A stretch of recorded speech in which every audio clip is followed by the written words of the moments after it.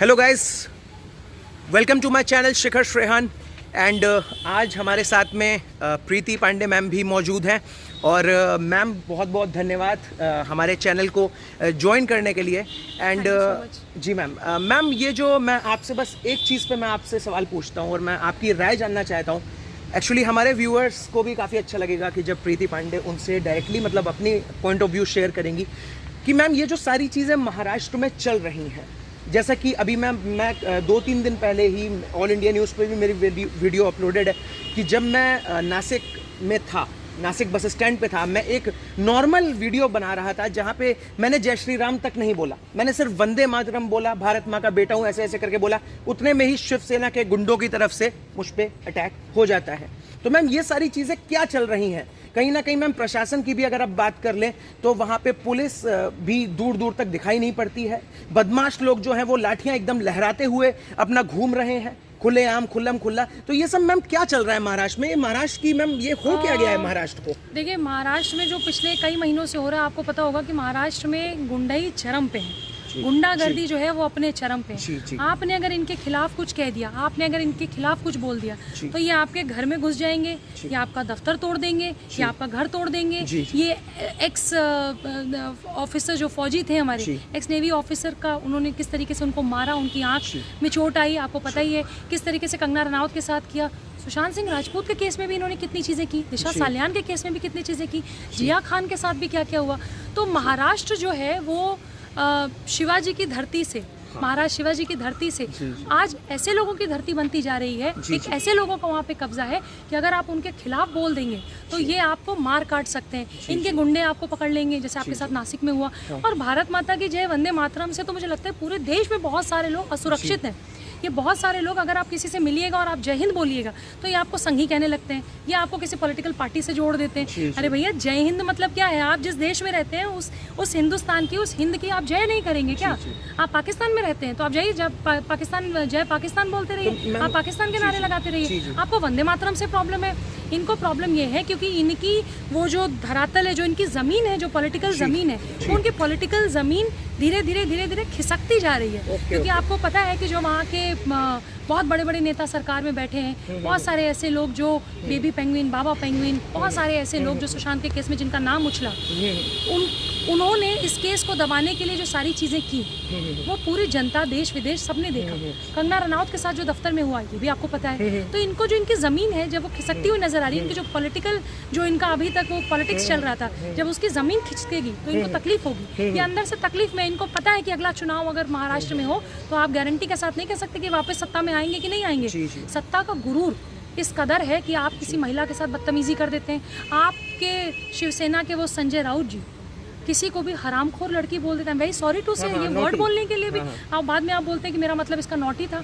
क्या आप अपने घर की बेटी को हरामखोर बोल सकते हैं? ये शब्द किसी महिला के लिए सम्मानजनक नहीं है। तो जब आप किसी महिला का सम्मान नहीं करते, आप एक्स नेवी ऑफिसर का सम्मान नहीं करते, आप कलाकारों का सम्मान नहीं करते, तो आप किसी का सम्मान नहीं करते। आप जिस देश में रहते हैं, आप आज की, और वैसे भी देखिए, आपको पता होगा कि अर्णब गोस्वामी के साथ क्या हुआ था। आपको पता है कि जब देश का कोई सच्चा पत्रकार अपनी पत्रकारिता के बेस पे पत्रकारिता को दिखाता है, जब वो सच दिखाने की कोशिश करता है, तो आपको ये बात पता है कि उसके साथ भी क्या होता है। आप कुछ भी ऐसा करेंगे जो इनके खिलाफ है तो उनको वो अच्छा ही नहीं लगेगा। मैम, आपने संजय राउत का नाम लिया तो संजय राउत से मुझे ध्यान आया कि संजय राउत का अभी कुछ दिन पहले मैं एक इंटरव्यू देख रहा था, जिसमें वो इंटरव्यू में एक तरीके से कंगना रनौत का मजाक उड़ाते हुए कहते हैं कि कंगना रनौत ने मुझसे बोला कि मेरा कुछ उखाड़ के दिखा तो मैंने उखाड़ दिया। ऐसे करके एक लड़की के लिए वो टिप्पणी कर रहे हैं संजय राउत। देखिए, इनकी जो पत्रिका है उस पत्रिका में तक उन्होंने छापा सबसे ऊपर उखाड़ दिया जिस दिन दफ्तर इन्होंने तोड़ा।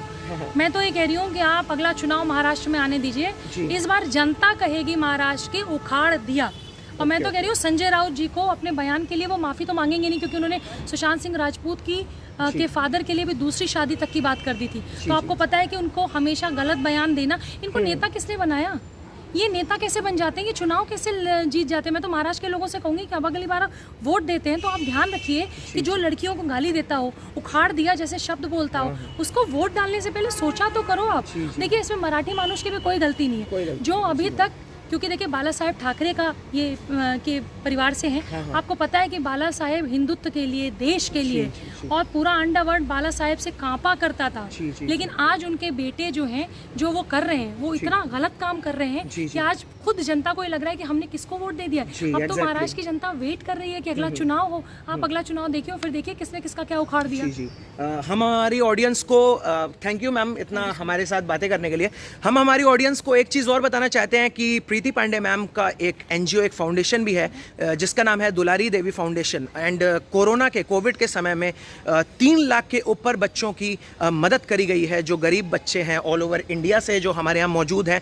एंड मैम ये थोड़ा मैम मैं चाहता हूँ कि आप प्लीज़ थोड़ा डिटेल में बताइए हमारी ऑडियंस को। बहुत छोटी सी फाउंडेशन है दुलारी देवी फाउंडेशन। फाउंडेशन बहुत छोटी है, ऑफिस बहुत छोटा है, लेकिन मिशन और विजन हमारा बहुत बड़ा है। कोरोना काल में जैसे पूरे वो परिवार के लोग जो खाने के बगैर या जिनकी नौकरियां चली गई हैं, जो प्रवासी मजदूर थे, जो अलग अलग प्रदेशों में थे, जो अपने गांव की तरफ लौटे, काम नहीं है, उनके बच्चों की शिक्षा, पढ़ाई, एजुकेशन से साथ साथ हम उनके स्वास्थ्य और उनके खाने पीने का भी ध्यान रख रहे हैं। तो कोई भी आप में से अगर दुलारी देवी फाउंडेशन को मदद करना चाहता है, हम डोनेशन नहीं लेते, इसलिए आप हमें पैसे मत भेजिएगा। आप हमें रिसोर्स भेज सकते हैं, आप हमें ऑनलाइन अनाज भेज दीजिए, आप हमें ऑनलाइन सामान भेज दीजिए, आप हमें स्टेशनरी भेज सकते हैं, जिससे हम उनके बच्चों के खाने पीने और पढ़ाई में उनकी मदद कर सकें। Thank you so much ma'am हमारे साथ जुड़ने के लिए। मैं लिंक में नीचे जो फाउंडेशन का है, वेबसाइट का, मैं वो सारी डिटेल्स आप लोगों के साथ में शेयर कर दूंगा guys. And Preeti Pandey ma'am का मैं बहुत तहे दिल से धन्यवाद अदा करता हूं हमारे साथ जुड़ने के लिए और इतनी बातें हमसे साझा करने के लिए।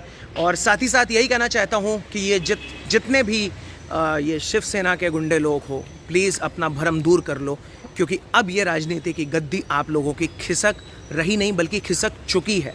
And to all of my जितने भी व्यूअर्स हैं, मैं सबसे यही कहूँगा, please like, share and subscribe to my channel Shikhar Shrehan. And share करने के लिए हमेशा बोलता हूँ और आज भी बोल रहा हूँ, इसलिए बोल रहा हूँ क्योंकि जितना ज़्यादा आप लोग इसको शेयर करोगे उतना ज़्यादा ये विचारधारा लीक होगी, वायरल होगी। और आज आपने सुना मेरे साथ में प्रीति पांडे मैम को, और आगे और भी अपडेट्स पाने के लिए हमारे चैनल से जुड़े रहिए।